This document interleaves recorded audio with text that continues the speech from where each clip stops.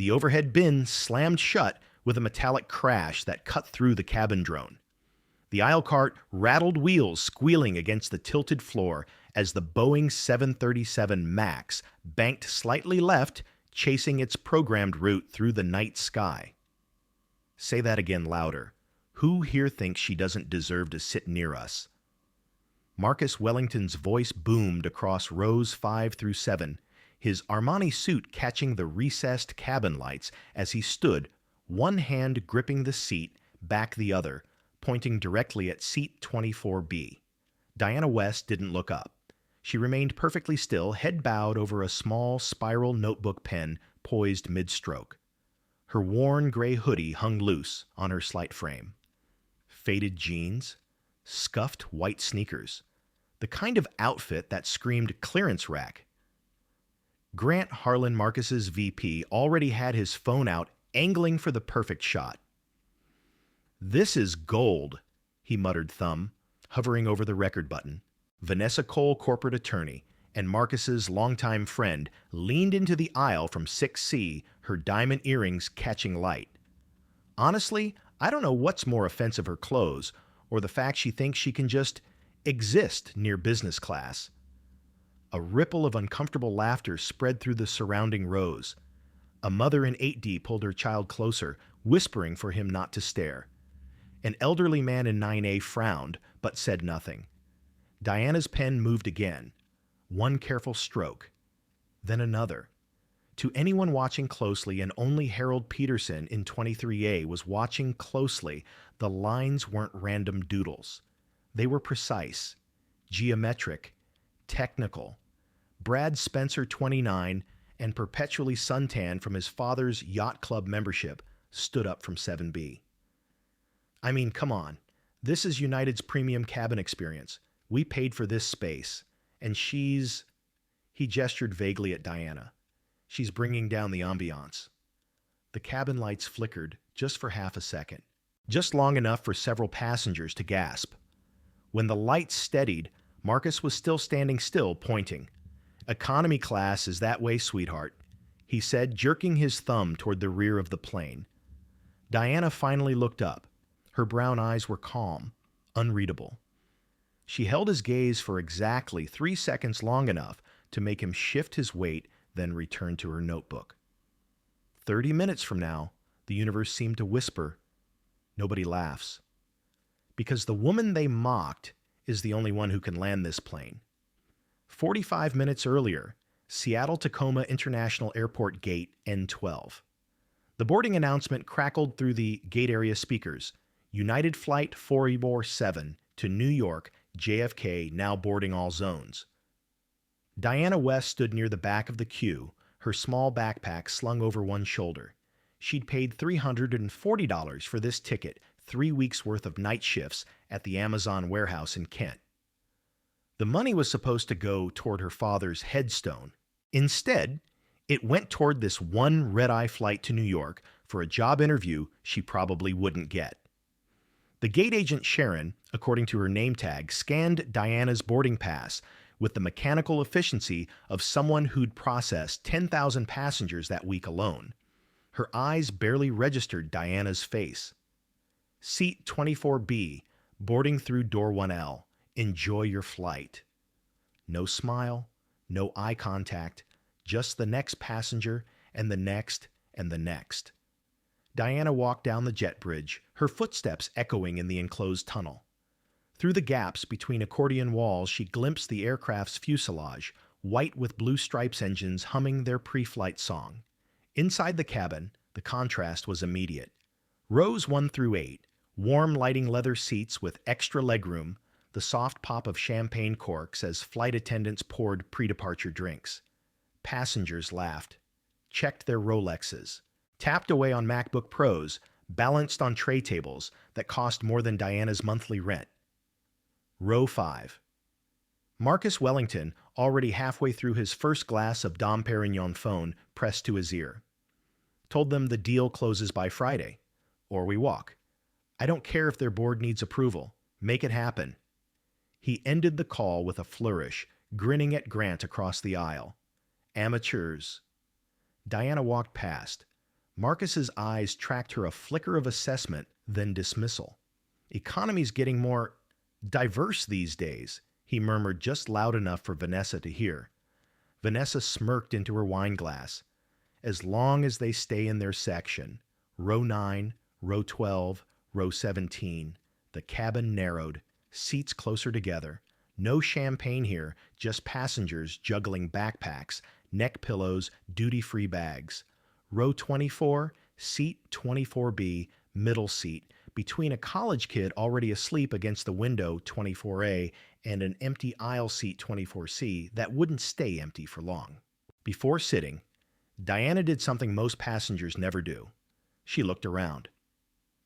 Her gaze swept the cabin in a precise pattern, front to back, left to right. She counted rows to the nearest exit, forward exit row, 1L 23 rows. Aft exit row, 26L, 2 rows. Her eyes lingered on the emergency placard above 26L for exactly 4 seconds, then moved to the overwing exits at row 14. Harold Peterson, seated in 23A, watched her over the top of his Wall Street Journal. He'd been a deck technician on the USS Nimitz for 20 years. He knew how sailors moved, how pilots moved. And this woman, hoodie jeans, thrift store sneakers, moved like someone who'd counted exits 1,000 times before. Diana sat. She adjusted her backpack under the seat in front of her, checked twice that it wouldn't slide during turbulence. Then she pulled her seatbelt across her lap and fastened it with a practiced click-snap-click lap belt. First, then shoulder straps. Even though there were no shoulder straps in economy, her hands moved through the phantom motion anyway. Harold's eyes narrowed. 5-point harness habit, he thought. Fighter pilot, test pilot. Paige Scott, the senior flight attendant, began the safety demonstration at the front of the cabin. Her voice was clear, professional, rehearsed. In the unlikely event of a water landing, your seat cushion may be used as a flotation device. Most passengers ignored her. Some scrolled through phones. Others closed their eyes. Diana watched every second. Her lips moved silently, syncing with Paige's words, not reading along, but reciting, as if she'd memorized this script in another life. When Paige demonstrated the oxygen mask drop, Diana's hand instinctively moved to her chest, fingers curling around an invisible mask. The motion lasted less than a second, but Harold saw it. Muscle memory, he thought. Definitely military. The college kid in 24A woke with a snort, rubbed his eyes, glanced at Diana. "Hey, sorry, I'm gonna be dead to the world. Long week." Diana offered a small, polite smile. "No worries." He was asleep again within 30 seconds. The cabin door sealed with a pressurized thunk. The jetway pulled back. Engines spooled up first, the APU whined, then the main turbofans. The 737 pushed back from the gate tug wheels, groaning under 174,000 pounds of aluminum fuel and human hope. Paige's voice over the PA, "Flight attendants, please prepare for departure." The plane began its slow taxi toward runway 16R. Out the window, Seattle's lights blurred past amber taxiway markers, red obstruction beacons, the ghostly silhouettes of other aircraft waiting their turn. Diana pulled out her notebook, opened it to a blank page, drew a single line, horizontal precise, then another vertical intersecting the first at a perfect 90 degrees. Axes, X and Y. The foundation of every navigation chart she'd ever flown. Above her, Marcus Wellington reclined his seat oblivious. Grant scrolled through Instagram, chuckling at memes. Vanessa sipped her wine, already mentally drafting Monday's merger contract. None of them knew. None of them could know. Not yet. The seatbelt sign blinked off with a soft chime. Flight 447 had reached cruising altitude 37,000 feet over the black expanse of the Pacific Northwest, chasing the edge of night toward New York. Marcus Wellington unbuckled, immediately standing to stretch in the aisle. He opened the overhead bin, retrieved his laptop, a thin titanium MacBook Pro that cost more than Diana's car if she'd owned a car. "Hey," he called out loud enough for rows 5 through 12 to hear. Does anyone here understand cloud migration architecture? No, didn't think so. A few passengers glanced up confused. One man in 10B frowned, but said nothing. Marcus grinned at Grant. This is what I'm talking about. Surrounded by people who don't even know what SAS stands for. He shook his head mock-pitying. Software as a service, by the way, for those keeping score. Grant laughed the kind of forced performative laugh that filled awkward silences at board meetings. He stood too, making his way toward the forward galley. I need another drink. This peasant air is making me thirsty. He walked down the aisle, phone in hand, recording everything. As he passed row 24, he accidentally bumped Diana's shoulder with his elbow. Oops, he said, not looking at her. Sorry, didn't see you there in the shadows. Diana didn't flinch. She simply shifted slightly toward the window, giving him space to pass. Her pen kept moving across the notebook page, smooth, deliberate strokes forming what looked like a curved line intersecting a grid. Harold, one row ahead, saw it clearly, an approach pattern. The kind pilots drew when planning instrument landings. Grant reached the galley, grabbed a miniature vodka bottle from Page's cart. Charge it to 5A, he said, winking. Page forced a smile, made a note. Back in business class, Vanessa Cole swiveled in her seat, eyes landing on Diana. She leaned into the aisle, voice dripping with false curiosity. Excuse me, miss, what exactly are you writing? Is that a diary? Or maybe a coloring book? A few passengers snickered. Brad Spencer in 7B craned his neck to see. Oh man, let me check this out. He pulled out his phone, zoomed in, snapped a photo of Diana's notebook, or tried to the angle was bad. He uploaded it to Instagram anyway. Economy class vibes tonight, lol. Why do they even let people like this on planes? Botch your first world problems. Botcher's flying coach. Within seconds. 12 likes. 3 comments. All laughing face emojis. Diana closed her notebook, slipped it into the seat pocket. Her face remained neutral. No anger, no embarrassment. Just calm.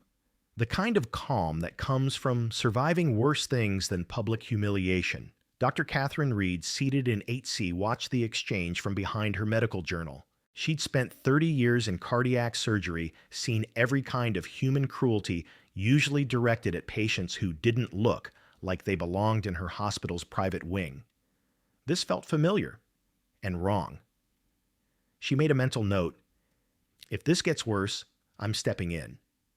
But before she could act, Paige Scott's voice came over the PA, steady, professional, but with an undertone that only experienced flyers recognized as concern. Ladies and gentlemen, we're expecting some light turbulence ahead. Please return to your seats and fasten your seatbelts. Thank you. Marcus groaned. Turbulence? Great. Can't these pilots just fly around it? Grant returned to his seat, vodka in hand. Seriously, we're paying premium prices for this. The plane jolted once hard. The cabin lights flickered. Overhead bins rattled. A pen rolled off someone's tray table, clattered to the floor. A child in row 18 started crying. Marcus gripped his armrest. What the hell was that? Another jolt. Harder. The 737 dropped 20 feet in half a second, that stomach and throat sensation of freefall. Gasps rippled through the cabin. Someone's coffee spilled dark liquid spreading across 11C's tray table. Diana's hands moved instantly, left hand braced against the seat in front, right hand checking her seatbelt tension. Her body settled into a posture that Harold recognized immediately. Crash position, readiness. Not panicked, just prepared.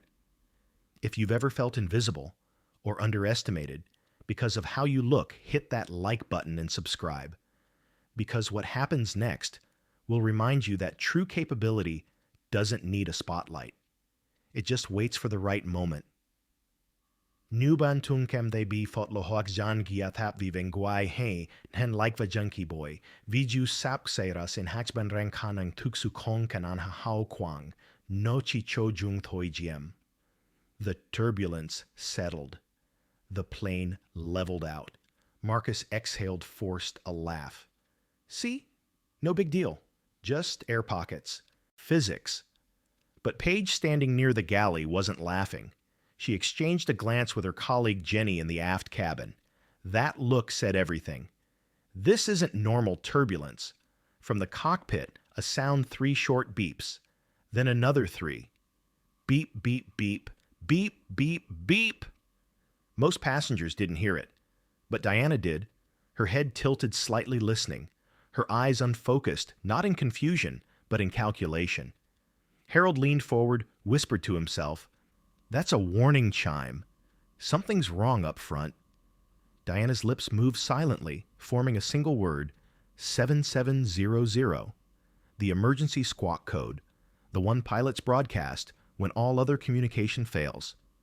The cabin settled into uneasy quiet. Flight 447 cruised on engines thrumming their steady white noise lullaby. Outside the windows, nothing but darkness and the faint glow of wingtip navigation lights, red on the left, green on the right. Diana shifted in her seat, angling toward the window. The college kid beside her was still asleep, head lolled against the bulkhead mouth half open. She pressed her forehead to the cold acrylic eyes adjusting to the void outside. Most passengers saw nothing, just black. But Diana saw the stars. Not the vague poetic, "Oh, look, stars," that people noticed from their backyard decks.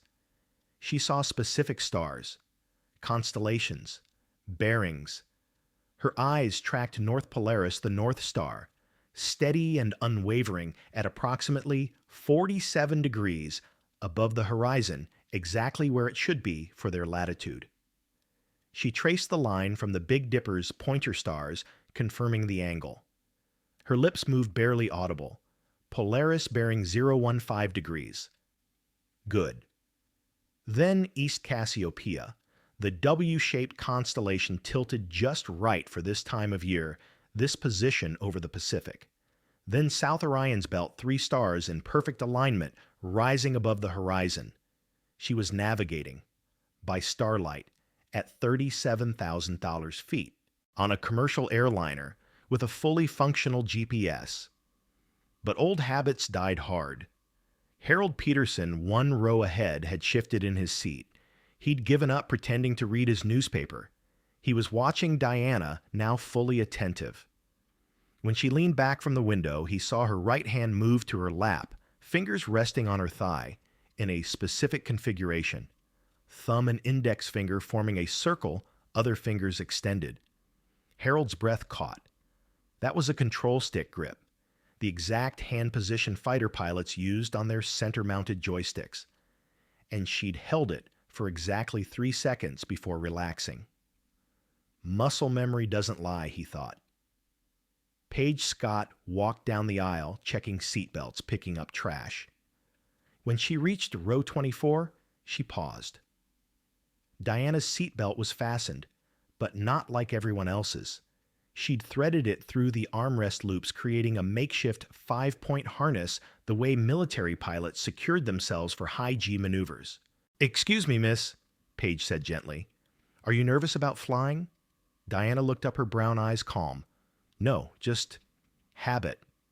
Habit." A small smile. "I like to be prepared." Paige nodded slowly, not entirely convinced. She'd flown for United for 10 years, seen thousands of passengers. Nervous flyers fidgeted, chain-chewed gum, gripped armrests until their knuckles turned white. This woman. She looked like she could fall asleep during a hurricane. Paige moved on. Diana pulled out her phone airplane mode, but still functional for offline apps. She opened something that looked like a standard map app. But when Harold glanced over, he was being less subtle now. He saw layers most civilians never accessed: air traffic corridors, wind speed overlays, fuel burn projections. Her finger traced a line from Seattle to New York. Then she zoomed in on their current position, or where she calculated their current position to be based on time aloft and average ground speed. She tapped the screen. A readout appeared. Estimated position, 48 degrees on 35 km. Ground speed, 485 knots. Fuel burn, $6,000 lbs HR. ETA, JFK 0530Z. Harold's jaw dropped. That was a military-grade flight planning app, the kind that required DoD clearance to download. Who the hell was she? Diana closed the app, slipped her phone back into her pocket. She opened her notebook again, but this time she didn't draw. She wrote small, precise handwriting that filled half a page in 90 seconds. Emergency contact, Harold Peterson, 23A, former Navy deck tech. Observant, potential ally if situation escalates. Primary concern, captain's competence. Warning chimes suggest nav error or system fault. If flight path deviates 5 degrees from filed route, recommend a passive monitoring. Backup plan, identify exits, assess crew capability, prepare for manual intervention if necessary. She paused. Added one more line. Do not engage unless absolutely required. Maintain low profile. They already see you as other. Use it. She closed the notebook, leaned her head back, closed her eyes. To anyone watching, she looked like she was sleeping. But Harold saw the truth. Her breathing was too controlled. 4 counts in 7 counts hold 8 counts out. Combat breathing. The kind that kept you calm when everything went to hell. And her right hand resting on the armrest was positioned exactly where a throttle would be. The turbulence returned. Not as violent as before, but persistent. A steady, rhythmic bouncing that made the overhead bins creak and the cabin lights flicker in sync with each jolt. Thud, thud, thud. Like the plane was driving over speed bumps at 500 miles per hour, the seatbelt sign chimed on. Paige's voice returned tighter now. Ladies and gentlemen, please return to your seats and ensure your seatbelts are securely fastened. We'll be navigating through some weather for the next several minutes. Marcus Wellington, midway through his 3rd glass of champagne, ignored her completely. He was standing in the aisle near row 6 phone pressed to his ear, arguing with someone in New York. Don't care what the weather's doing. I need those contracts signed by 9 a.m. Eastern. Do I need to fly the plane myself to make this happen? Grant laughed from his seat. Marcus, maybe you should fly it. Show these amateurs how it's done. The plane jolted again harder. Marcus stumbled, grabbed the overhead bin for balance. His champagne glass flew from his hand, arcing through the cabin like a crystal comet before shattering against the galley counter.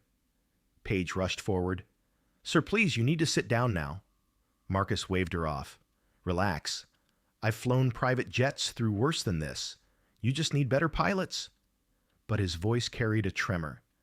The confident swagger was cracking. Vanessa Cole stood too, heels clicking on the aisle floor as she made her way toward Marcus. Paige is it. We paid for business class. That means service, not lectures. Brad Spencer joined them, forming a small huddle near the forward galley. Seriously, what's with all the turbulence? Can't you people just fly around it? Paige forced her customer service smile. We're doing everything we can to ensure your comfort and safety. But I really need you all to return to your seats. Another jolt. The champagne bottle Marcus had left on his tray table rolled off, hit the floor with a dull thunk. It didn't break, but it rolled down the aisle all the way to row 24. Diana stopped it with her foot, picked it up, walked it back toward the galley. As she approached Marcus's group, turned, saw her. The woman in the hoodie. The one who didn't belong. Oh, look, Grant said, pulling out his phone again. The cleaning lady wants to help. Vanessa smirked. How thoughtful. Maybe she can scrub the floors next. Diana held out the bottle to Paige, her expression neutral. This rolled back. Thought you might want it before someone trips. Paige took it grateful. Thank you. But Marcus stepped between them, blocking Diana's path back to her seat. He was close now, too close. She could smell the alcohol on his breath. What exactly do you think you're doing up here? His voice was low, dangerous. This is business class. You don't belong. Diana met his gaze calm. I was returning something that fell. Now I'm going back to my seat. Not before you explain why you think you have any right to crack a sound like a gunshot. Everyone froze. It came from outside, a flash of blue-white light, visible through the windows. Not lightning, something else. The cabin lights flickered once, twice, 3 times, then steadied. But every electronic screen in the cabin went dark. The seatback monitors, the moving map displays, even the overhead reading lights. For 3 full seconds, the only illumination came from the emergency floor strips. Then the systems rebooted. Screens blinked back to life, but the moving map now showed their position as unknown, just a gray circle with no route line. From the cockpit, beep, beep, beep, beep, beep. Not 3 short bursts, a continuous alarm. A child started crying, then another. A woman in row 14 hyperventilated, gasping for breath. Page's radio crackled. First Officer Tara Johnson's voice, young and strained. "Page, we need you up front. Now." Page's face went pale. She handed the champagne bottle to Jenny, the aft flight attendant, and hurried toward the cockpit door. Diana watched her go.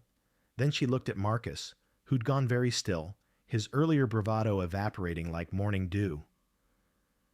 "I think," Diana said quietly, "you should sit down now." For the first time, Marcus obeyed. The cockpit door opened with a pneumatic hiss. First Officer Tara Johnson stepped into the cabin, her face the color of old snow. At 26, she'd only earned her captain upgrade 6 months ago, and she'd never looked more like a terrified child than she did right now. Her uniform was immaculate. Her hands were shaking. "Ladies and gentlemen," she began, voice cracking on the word gentlemen. She cleared her throat, tried again. "We're experiencing a navigation system malfunction.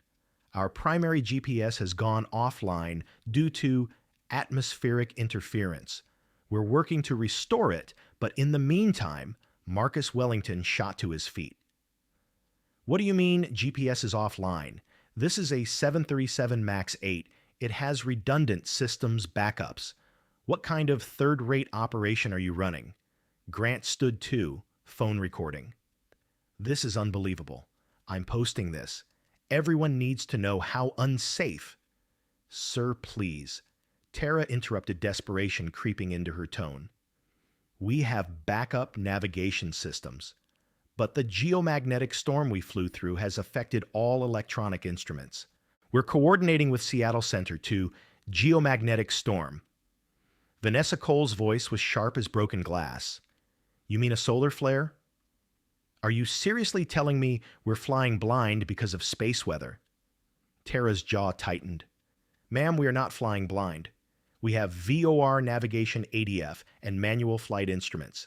Captain Miller better get us to New York on time." Brad Spencer cut in. "I have a meeting with the FAA commissioner at 9. If I miss it, because you people can't..." A hand rose from row 24B. Quiet, steady, no urgency. Diana West stood, but she didn't push forward, didn't raise her voice. She simply waited until Tara's eyes found hers. "First Officer," Diana said, her voice carrying just enough to reach the front of the cabin, "may I ask, what's your backup plan if VOR is also compromised by the magnetic anomaly?" Tara blinked. Excuse me. VOR relies on ground-based beacons emitting VHF signals." Diana continued, stepping into the aisle. "If the geomagnetic disturbance is strong enough to knock out GPS satellites, it could also interfere with line-of-sight VHF. Have you confirmed contact with any VOR stations in the past 10 minutes? The cabin went silent. Tara opened her mouth, closed it, opened it again. Who are you?" "A concerned passenger," Diana replied. "But if you need someone with experience in celestial navigation and manual flight procedures under electronic failure conditions, Marcus exploded. "Celestial navigation? What is this, the 1800s? Lady, I don't know what YouTube videos you've been watching, but..." "Wikipedia University," Grant added, laughing. Next, she's going to tell us she can navigate by the stars. Actually, Diana said, still calm, yes, I can. Vanessa stood arms crossed. Oh, this is rich. So let me get this straight. You're telling a trained, certified pilot, she gestured at Tara, that you, some random economy passenger in a Goodwill hoodie, know how to fly a plane better than she does. I didn't say that. Then what are you saying? Diana's gaze never left Tara. I'm saying that if your electronic nav systems fail, you'll need a backup method. I'm offering to help with that backup. Brad pulled out his phone, Googling furiously. Okay, so I looked it up. Celestial navigation requires a sextant. You know, the thing that looks like a protractor from the 18th century. You have one of those in your backpack. Lady, I don't need one, Diana said. I can use the horizon known star positions and time to calculate rough bearing. It's not perfect, but it's better than guessing. Marcus laughed, loud, ugly, disbelieving. This is insane. Tara, you're not seriously listening to this, are you? Tara looked at Diana, really looked, saw the calm, the certainty, the complete lack of panic in a cabin full of fear. For a moment, just a moment, Tara almost asked, "What's your real name? Where did you learn this?" But then Captain Miller's voice crackled over the PA, strained and professional. First Officer Johnson returned to the flight deck immediately. Tara's eyes flicked to the cockpit door. Back to Diana. Ma'am, I appreciate your concern, but we have protocols. We don't need, she paused, choosing her words carefully. We don't need civilian assistance at this time. The words stung more than she'd intended. Diana nodded slowly. Understood. If that changes, I'm in 24B. She turned, walked back down the aisle, past Marcus, who was still sneering, past Vanessa, who whispered loudly to Grant, "Can you believe her?" trying to play hero. Past Brad, who'd already captioned his Instagram story. Crazy lady on our flight thinks she can navigate by stars. Sketch your coach class delusions. Diana sat, buckled in, pulled out her notebook. Harold Peterson leaned back slightly, caught her eye. Ma'am, he said quietly, for what it's worth, I believe you. Diana gave him a small, grateful nod. Thank you. But inside she felt the weight of the moment she'd offered help. They'd refused. And if things went wrong, when things went wrong, the blood would be on their hands, not hers. She'd tried. That would have to be enough. The cockpit door sealed shut. Tara disappeared behind it. For several minutes, the cabin simmered in uneasy silence. Passengers whispered, checked their phones, no service at 37,000 feet, but they checked anyway. A few prayed quietly. Marcus returned to his seat, but didn't sit. He paced 3 steps forward, 3 steps back like a caged animal. This is ridiculous, he muttered to Grant. We're paying for a service, a professional service, not some clown show where the GPS breaks and the PA system crackled. Captain Joseph Miller's voice filled the cabin, decades of experience trying desperately to sound calm. Ladies and gentlemen, this is your captain speaking. As First Officer Johnson mentioned, we've encountered a significant geomagnetic disturbance that has temporarily disrupted our primary navigation systems. A pause. The kind of pause that made hearts skip. We are currently coordinating with Seattle Air Route Traffic Control to establish our position using ground-based navigation aids. There is no immediate danger, but out of an abundance of caution, we are going to begin a gradual descent to 25,000 feet to minimize electromagnetic interference. Another pause. Flight attendants, please ensure all passengers are seated with seatbelts fastened. Thank you for your patience. The PA clicked off. Descent, Vanessa said, voice rising. Why would we descend unless something's wrong? Brad, oh my God, we're going down. We're not crashing, Dr. Catherine Reed said from 8C, her surgeon's voice cutting through the hysteria. Descending is a precautionary measure. It means they're thinking ahead. but her own hands, gripping the armrests, betrayed her worry. Harold Peterson leaned into the aisle, looking back toward Diana. "Ma'am, what's your read?" Diana glanced at him, then at the window. Outside, the stars were still visible, but something else was appearing. A faint, shimmering curtain of green and blue light rippling across the northern sky. Aurora Borealis, the northern lights, beautiful and terrifying. Because auroras this far south at this intensity meant the geomagnetic storm wasn't weakening, it was strengthening. "They're smart to descend," Diana said quietly, just for Harold. "Lower altitude means less exposure to charged particles, but it also means higher fuel burn, and if they can't re-establish navigation soon..." She didn't finish the sentence. Didn't need to. Harold understood. They'll run out of fuel before they find a runway. The plane began its descent, not the smooth, gentle glide of a normal approach, but a steeper, more aggressive drop. The cabin pressure changed. Ears popped. The child in row 18 wailed louder, and then the lights went out again. Not just a flicker this time. Complete darkness. Every overhead light, every seatback screen, even the flight attendant call buttons dead. The emergency floor lighting kicked in after 3 seconds, casting the cabin in an eerie red glow. Screams erupted. Someone shouted, "We're crashing!" Another voice, "I can't breathe." Panic spread like wildfire. Paige's voice strained but firm. "Everyone stay calm. This is a temporary power loss. Our emergency systems are functioning. Please remain seated." But Diana heard what Paige didn't say. This shouldn't be happening.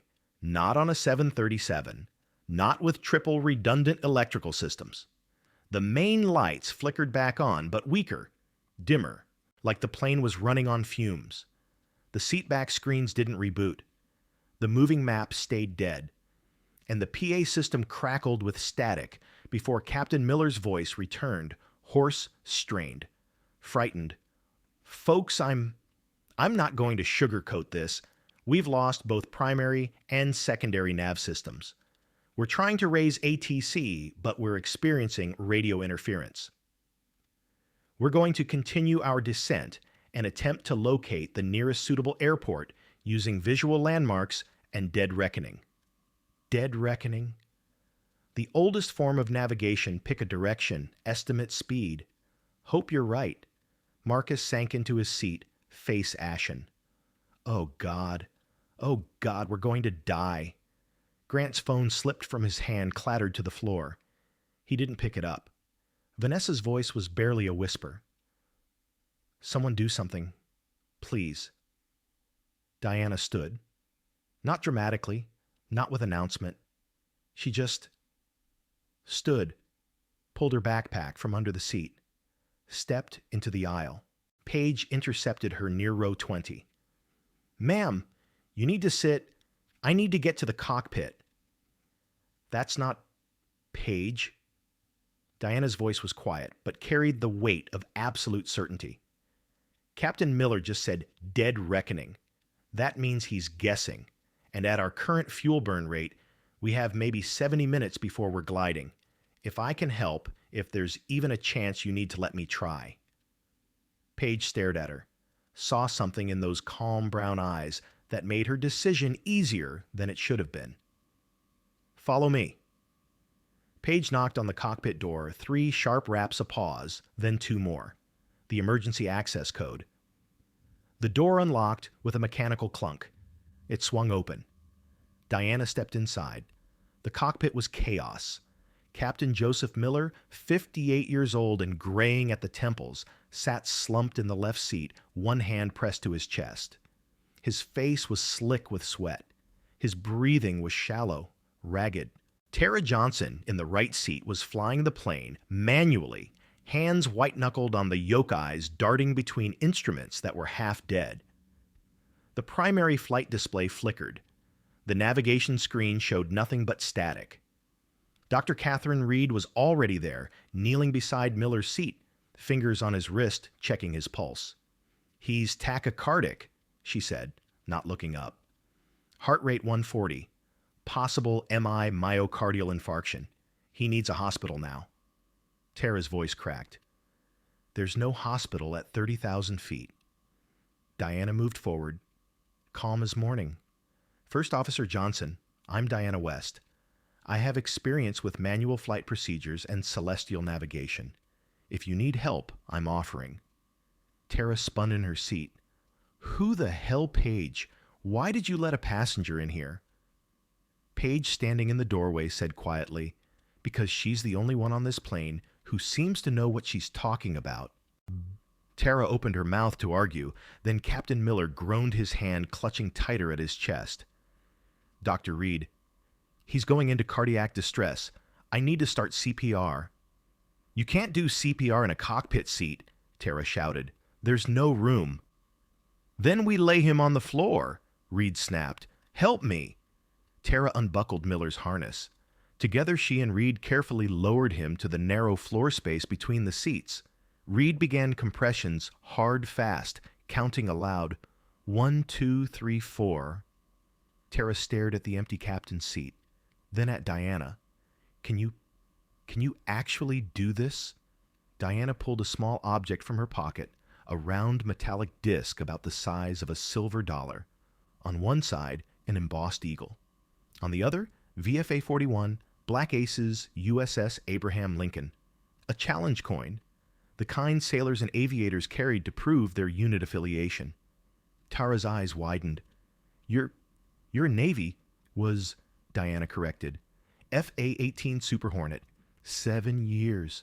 Carrier-based night operations. Tara stared at the coin, then at Diana, then at the dead navigation screens. Okay. What do we do?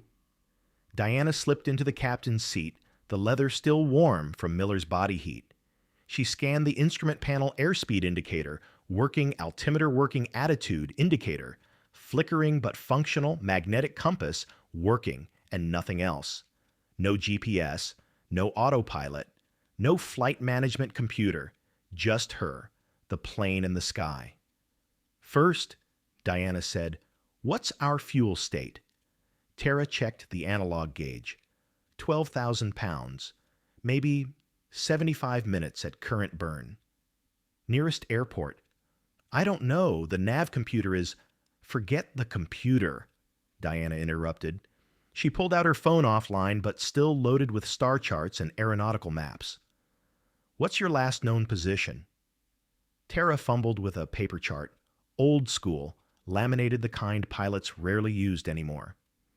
We were here, approximately 48, North 135 West, over the Pacific southeast of the Gulf of Alaska. Diana traced a line on the chart with her finger. Nearest suitable airport is Elmendorf Air Force Base, Anchorage, bearing 340 degrees distance, approximately 280 nautical miles. How do you know that? Without GPS, Diana pointed out the windscreen at the stars. Polaris, the North Star, 37 degrees above the horizon. That gives us latitude. Cassiopeia's position relative to Polaris gives us approximate longitude. Cross-reference with our airspeed and time aloft. She did the math in her head. We're here. Elmendorf is there. Tara's jaw hung open. That's impossible. It's 18th century navigation, Diana said. But it works. She keyed the radio 121.5 MHz, the emergency frequency monitored by every air traffic control facility in North America. Mayday, Mayday, Mayday. This is United Flight 4447 Heavy over the North Pacific. Navigation systems down, captain incapacitated, requesting immediate vectors to nearest suitable airport. Static, then faint crackling, barely audible. United 4447 Seattle Center. We copy your Mayday. Confirm souls on board and fuel remaining. 183 souls, Diana said. 12,000 pounds fuel, approximately 75 minutes endurance. A pause. Then, 447, say again who is speaking. You're not Captain Miller. Diana hesitated. Then, Seattle Center. This is Diana West, former Navy. Call sign, Viper 21, VFA 41. I'm assisting First Officer Johnson. Silence on the radio. 5 seconds. 10. Then Viper 2-1. Stand by. The radio crackled back to life. A new voice, older gravelly, with the unmistakable authority of military command. Viper 2-1. This is Commander Luis Rodriguez, Seattle Center. We've confirmed your credentials with NavAir. You're authorized to assist. Be advised we're patching you through to Elmendorf AFB. Diana exhaled just slightly. Authorization meant liability cover. It meant that if she had to take control, no one could call it a hijacking. Another voice deeper. Viper 2-1 Elmendorf Tower. This is Colonel Dan Richardson. We're standing by for your arrival. Runway 06 is being cleared. Current conditions wind 020 at 25 knots. Visibility 3 miles in snow. Can you execute a visual approach? Affirmative, Elmendorf, Diana replied. But we're single engine capable if needed. Request emergency equipment standing by. Copy. Fire trucks and medical rolling now. Viper welcome to Alaska. Bring her home. Tara stared at Diana with something between awe and terror. Did he just say single engine? Diana's expression didn't change. Insurance policy. If one engine fails, I need to know we can still make it. But we have 2 engines. Bang! The plane shuddered violently. A sound like a cannon blast echoed through the fuselage. The left engine number 1 coughed, sputtered, and the thrust indicator on the panel dropped to 0. Tara screamed, "Engine failure! Engine 1 is failing!" The plane yawed hard to the left, the dead engine creating asymmetric thrust. Diana's hands moved instantly right rudder, compensating for the yaw, left hand on the throttle, reducing power on engine 2 to prevent overtorque. Shut down engine 1, Diana ordered, her voice calm as glass. Fire handle pull it, now. Tara hesitated just for half a second, then yanked the red T-handle above the panel. The engine 1 fire suppression system activated. The yaw decreased, but now they were flying on one engine at 28,000 feet with 70 minutes of fuel and no GPS. In the cabin, chaos erupted. The explosion sound had carried through the walls. Passengers screamed. Someone shouted, "We're crashing!" A woman sobbed uncontrollably.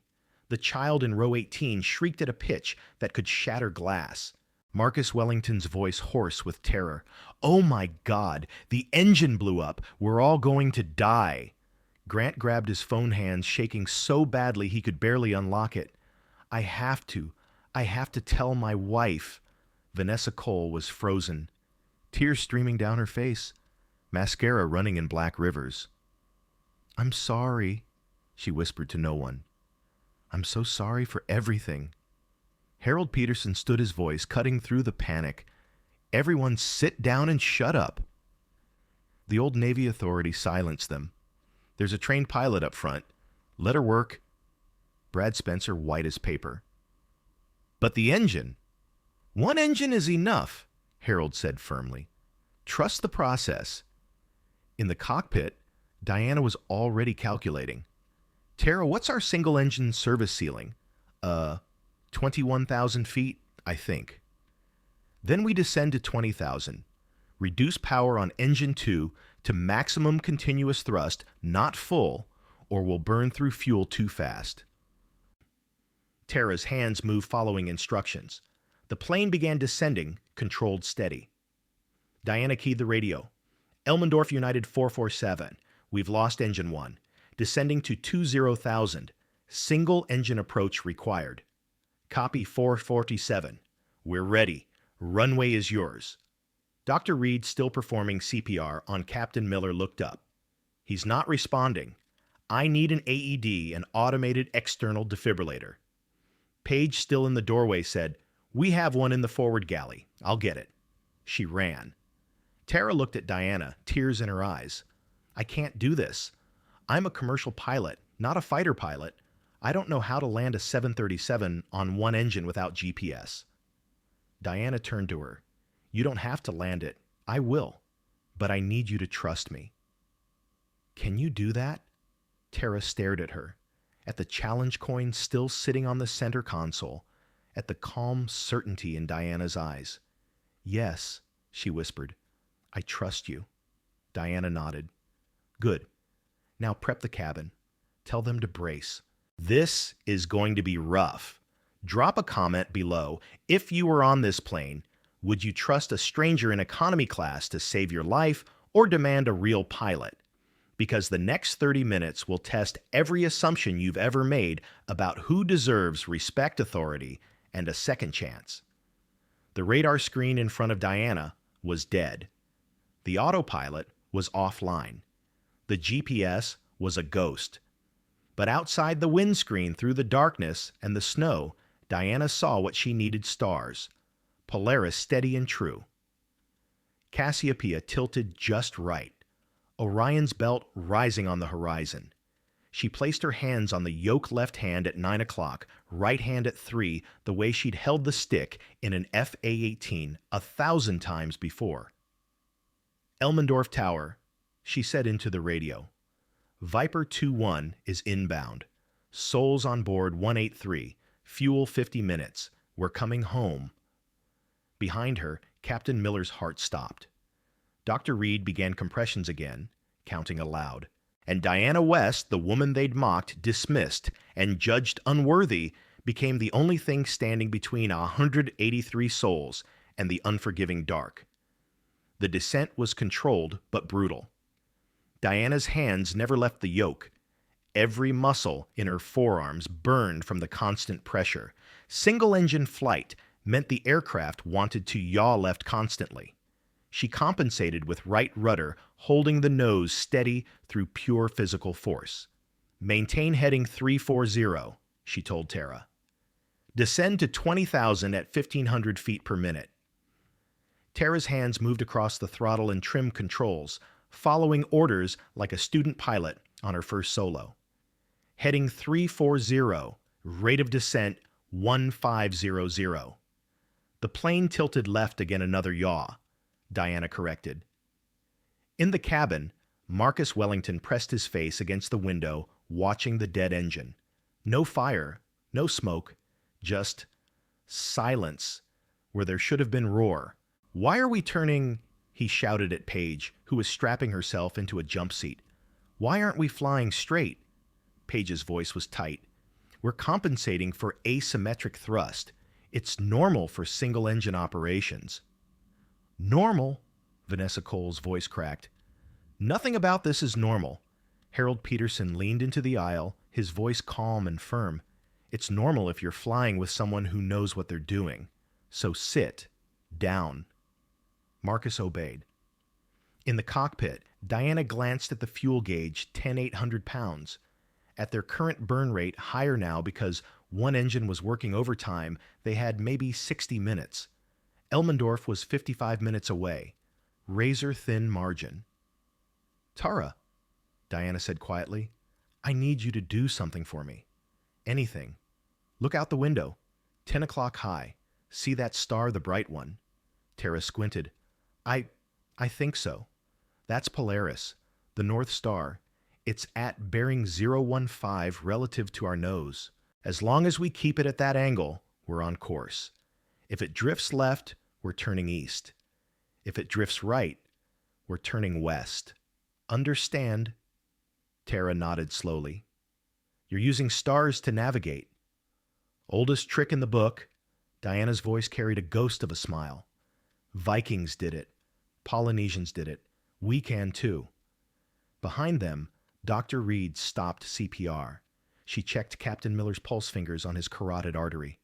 5 seconds. 10. I've got a pulse, she said, breathless. Weak but present. He's stable, for now. Tara exhaled, tears streaming. Thank God. Diana keyed the radio. Elmendorf Tower United 447. We're at flight level 200 tracking inbound on bearing 340. Fuel state 60 minutes. Commander Rodriguez's voice. 447. We have you on secondary radar now barely. You're approximately 240 miles out. Continue present heading. Weather at Elmendorf wind 030 at 28 knots. Visibility 2 miles in snow. Are you comfortable with those conditions? Diana's jaw tightened. 28 knots of wind, almost a direct crosswind for runway 06, on one engine with no electronic guidance. Affirmative, Elmendorf. We'll make it work. Copy. We believe in you, Viper. Tara looked at Diana, eyes wide. Do you really think we can land this? Diana didn't answer immediately. She adjusted the trim, felt the plane settle into a stable descent. Then quietly, we don't have a choice.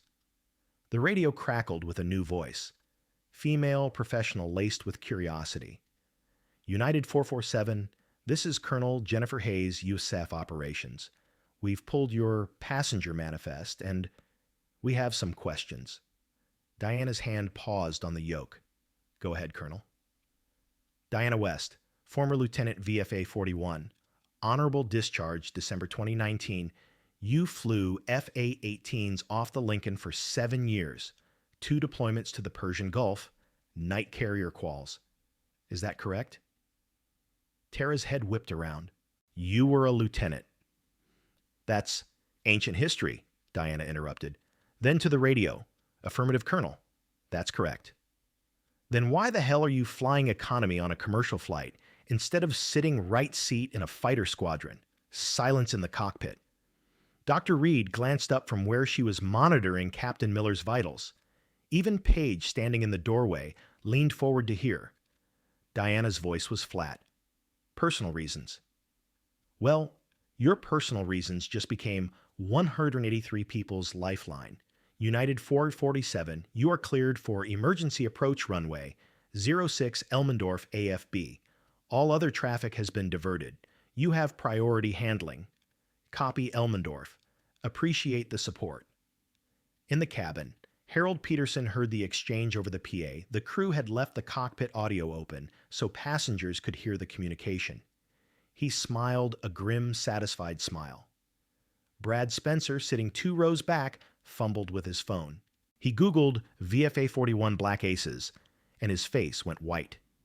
The first result, VFA 41 Black Aces, U.S. Navy Strike Fighter Squadron, FA-18EF Super Hornet, Carrier Air Wing 11, USS Abraham Lincoln. A photo, pilots in flight suits, helmets under arms, standing in front of an FA-18.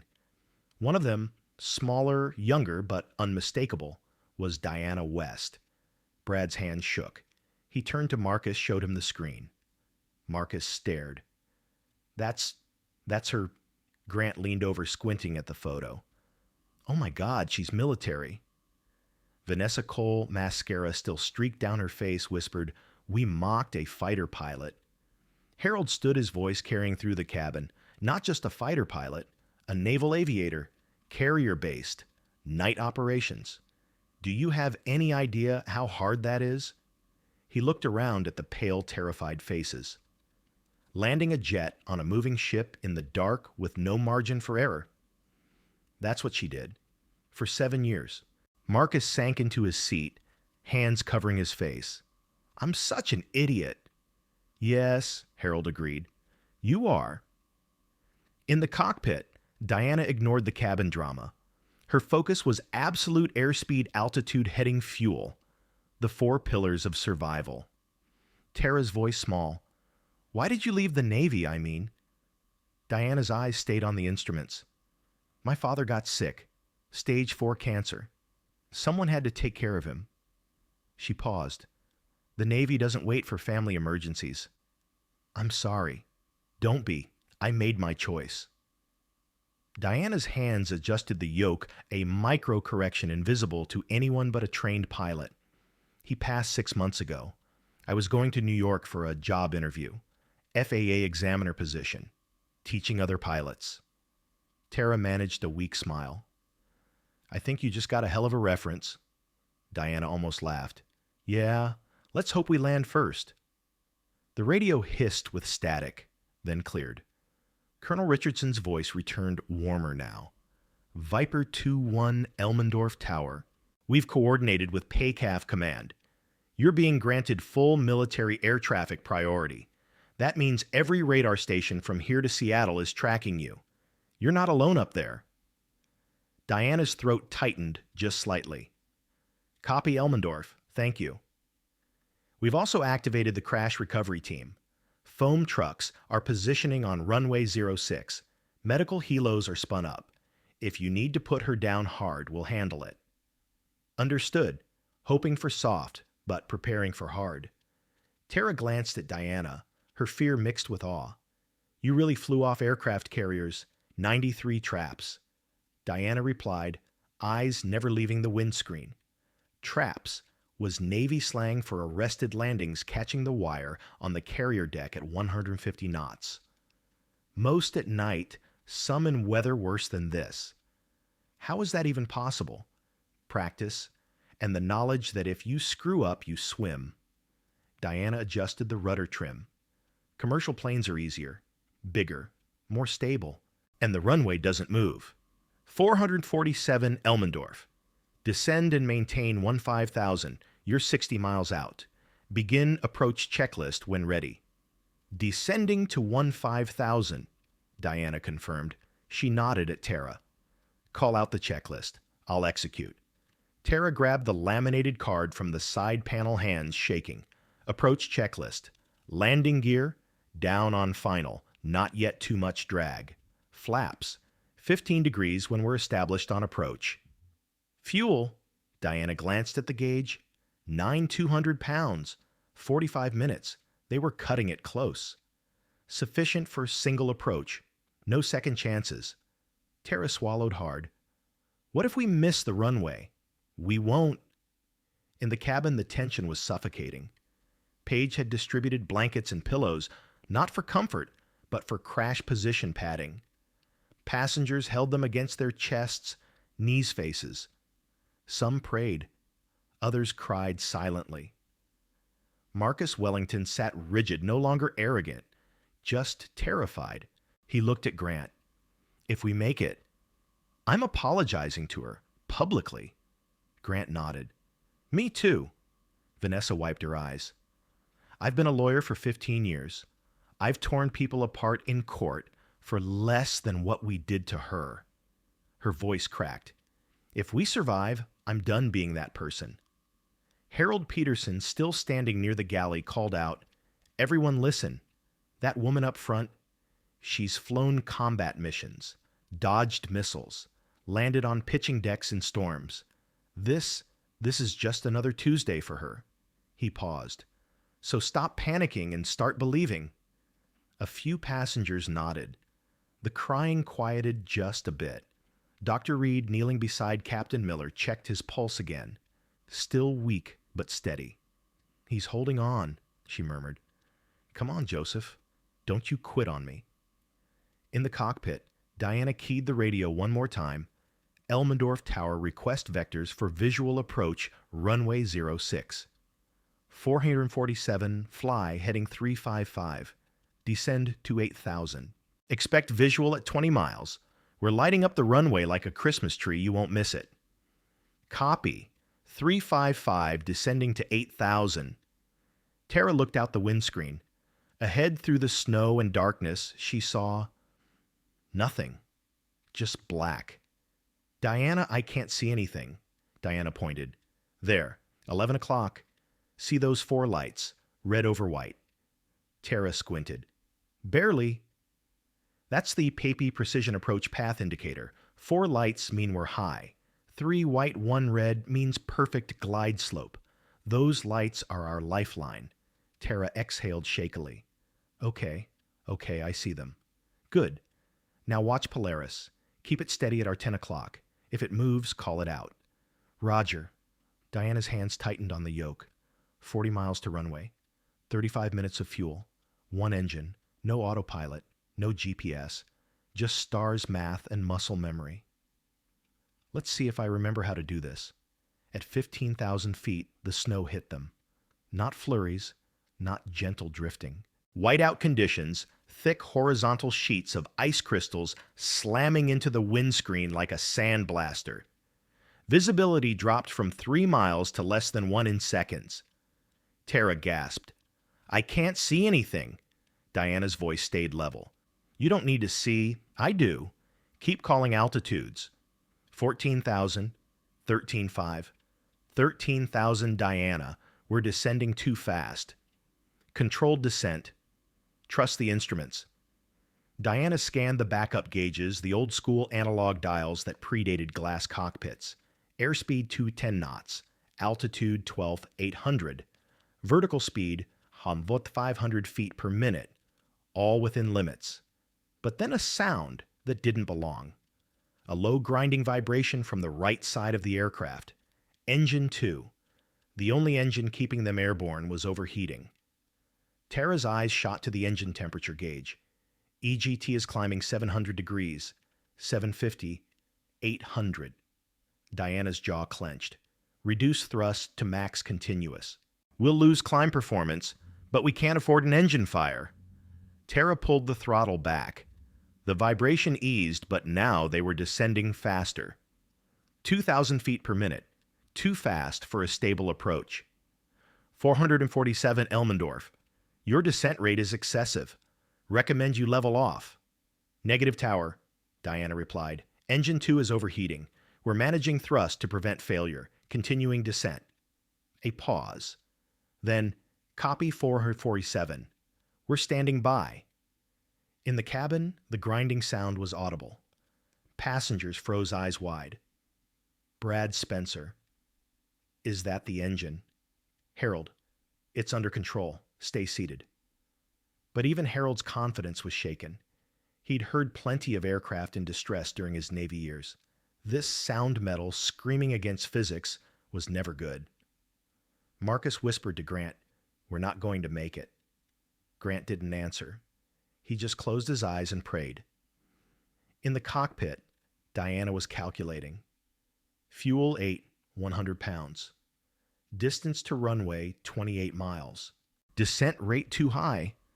Engine temp, barely manageable. Tara, deploy speed brakes. That'll make us descend even faster. We need to slow down without using engine power. Deploy them, half extension. Tara's hand moved to the lever. She pulled it back halfway. The speed brakes panels on the wings that disrupted airflow deployed with a thunk. The plane shuddered. Airspeed dropped 210, 195, 180 knots. Descent rate decreased 2,000 feet per minute, down to 1,800. Better.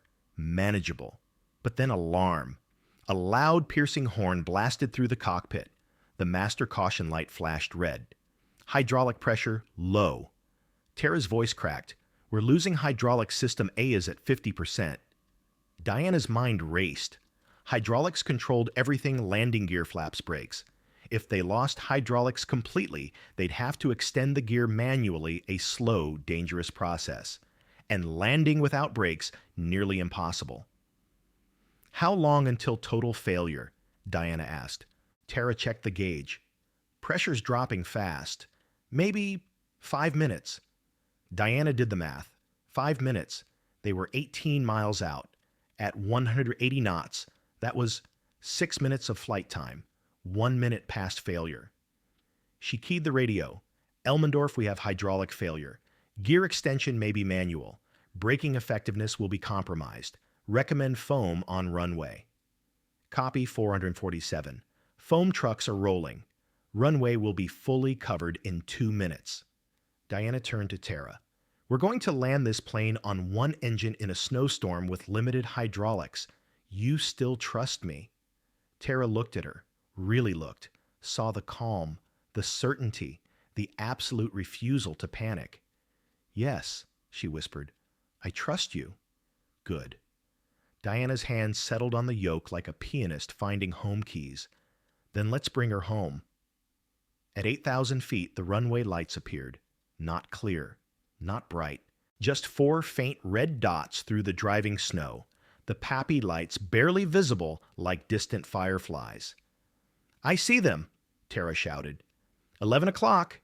Diana adjusted heading small correction 2 degrees left. Good eye. Now here's what we're going to do. I'll fly the approach.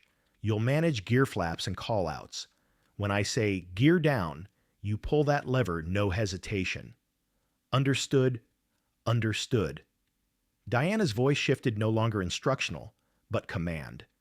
The voice she'd used in combat when lives depended on split-second decisions. Flaps 15. Tara moved the flap lever. The wings reconfigured with a mechanical whir. The plane slowed 170 knots. Gear down. Tara pulled the gear lever. 3 heavy clunks as the wheels dropped and locked. 3 green lights appeared on the panel. Gear down 3 green, Tara confirmed. Diana felt the aircraft's handling change heavier, now dragging through the air. She compensated with slight nose-up trim. Flaps 30. Final configuration. The flaps extended fully. Drag increased. Speed dropped to 150 knots, just above stall speed for their current weight. The runway lights grew closer. But the wind was brutal, gusting crosswinds from the northeast, shoving them off centerline. Diana's right foot pressed the rudder pedal, holding the nose straight, while the aircraft crabbed sideways through the air, flying at an angle to compensate for wind drift. 447 Elmendorf. Wind now 040 at 32 knots, gusting 40. Advise you're cleared to land. Emergency equipment in position. Copy. Diana's voice was ice. Tara, watch our drift. If I get blown left of centerline, call it out. Roger. 1,000 feet above ground. The PAPI lights showed 4 whites too high. Diana nosed down slightly. 3 whites, 1 red. Perfect glide slope. 800 feet. The plane lurched left. A gust caught the high wing. Diana corrected with aileron. Come on, hold it. 600 feet. Tara, centerline drift. You're going left. Diana added right rudder. The nose swung back. Centerline reestablished. 400 feet. The engine 2 temperature gauge spiked again, 850 degrees. Tara saw it, opened her mouth to call it out, but Diana was already reacting. I see it. We're committed. No go around. 200 feet. The runway was visible now, foam covered white as fresh snow. Fire trucks lined both sides, lights flashing red and blue. 100 feet. Diana's voice calm as prayer. Flare now. She pulled back on the yoke, gentle, smooth. The nose pitched up. The descent slowed. The plane floated just above the runway, bleeding speed. 50 feet. Another gust. The plane yawed right. Diana slammed left rudder wings, tilting to stay aligned with centerline. Hold. 20 feet. 10 feet. Contact. The main wheels slammed into the foam-covered runway with a bone-jarring thud. The plane bounced 5 feet up, then settled again. Harder this time. Diana's hands moved instantly, throttle to idle reverse thrust on engine 2. What little was left, then full brakes.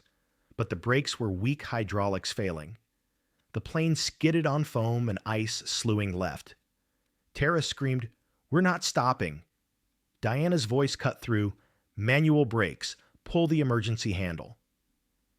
Tara grabbed the red handle beside her seat, yanked it with everything she had.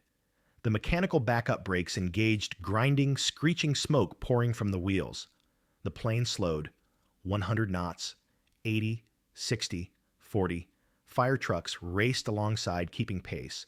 20 knots, 10. The aircraft rolled to a stop 300 feet from the end of the runway. Silence. Then from the cabin eruption. Cheers, sobs, prayers shouted in gratitude. People hugging strangers. Parents clutching children. Marcus Wellington collapsed forward, face in his hands, shoulders heaving. Vanessa Cole whispered, "Thank you, God. Thank you." Harold Peterson stood, tears streaming down his weathered face, and saluted toward the cockpit. In the flight deck, Diana released the yoke. Her hands were shaking now, adrenaline finally catching up. She looked at Tara, who was crying and laughing at the same time. "We made it," Tara sobbed. "We actually made it." Diana allowed herself the smallest smile. "Yeah, we did." The cockpit door opened. Paige stood there, tears streaming, unable to speak. Behind her, passengers were unbuckling, standing, trying to see into the flight deck. Diana remained seated, hands still resting on the yoke. Her body was shaking now, not from fear, but from the delayed shock of burning through every reserve of focus she possessed. Tara unbuckled, turned to Diana, and threw her arms around her. "You saved us. You saved all of us." Diana patted her back awkwardly. "You helped. You trusted me when you had no reason to." "I had every reason." Tara pulled back, wiping her eyes. "You're a hero." From the cabin, a slow clap began. One person, then two, then the entire aircraft, 183 survivors, applauding in unison, the sound building like thunder. Harold Peterson stepped into the doorway, standing at attention. He saluted, crisp, formal military precision. "Ma'am, Lieutenant West, it's been an honor." Diana stood, returned the salute. "Retired Sergeant, but thank you." Marcus Wellington appeared behind Harold, face pale and streaked with tears. He couldn't meet Diana's eyes. I don't even know where to start. What I said to you. What I did, there's no excuse." Diana looked at him. No anger, no triumph. Just exhaustion. "You were scared. People say terrible things when they're scared." "That's not an excuse." "It's not," Diana agreed, "but it's done. You're alive. Make it count." Vanessa Cole pushed forward, mascara-ruined face twisted with guilt. "I'm an attorney. I destroy people's credibility for a living. And I tried to destroy yours because of a hoodie." Her voice broke. "I'll never forgive myself." "Then don't," Diana said simply. "Just be better." Brad Spencer hung back, phone in hand, but this time not filming. He'd deleted every mocking post during the descent, shame eating him alive. "Miss West, Lieutenant, I posted terrible things about you. I'm sorry doesn't even..." Diana held up a hand. "You want to make it right. Tell your followers what really happened, not to glorify me, to remind them that capability doesn't look like what they expect." Brad nodded, throat tight. "I will, I promise." Outside, through the cockpit windows, Diana saw the fire trucks surrounding the aircraft. Medical teams were boarding through the forward door. Two paramedics rushed past the crowd, heading for Captain Miller. Dr. Reed met them, snapping into professional mode. 58-year-old male, myocardial infarction, received CPR for approximately 40 minutes. Pulse is weak but stable. Get him to a cath lab immediately. They loaded Miller onto a stretcher, moving with practiced urgency. As they carried him past Diana, his eyes fluttered open. He saw her, managed a weak smile. "Good landing," he rasped.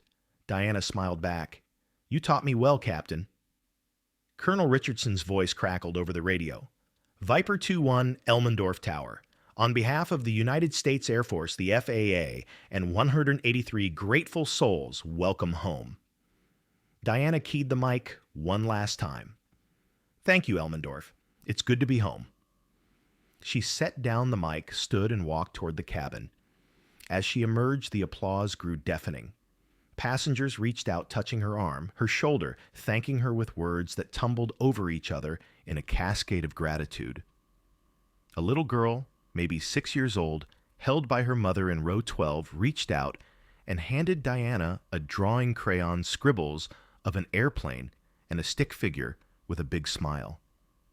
"You're my hero," the girl whispered. Diana took the drawing, throat tightening. "You're very brave. Thank you." Harold stepped forward, pressed something into her hand. His own challenge coin, USS Nimitz, 1991. From one sailor to another. Bravo Zulu. "Well done." Diana closed her fingers around the coin, nodded. No words necessary. As the medical teams evacuated Captain Miller and the passengers began deplaning, Diana stood alone in the galley for a moment, staring at the challenge coin in her palm. The memory hit her like a wave. 5 years earlier. USS Abraham Lincoln, somewhere in the Persian Gulf. ZO 200 hours. Lieutenant Diana West sat in the cockpit of her FA-18 catapult, ready waiting for launch clearance.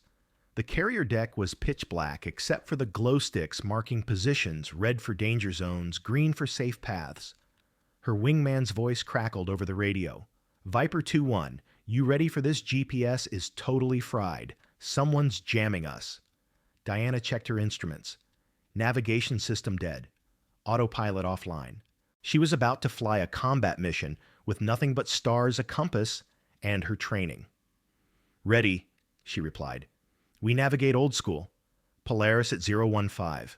Orion rising at 130. We'll dead reckon back to the boat. You're insane. No, I'm a pilot. The catapult fired.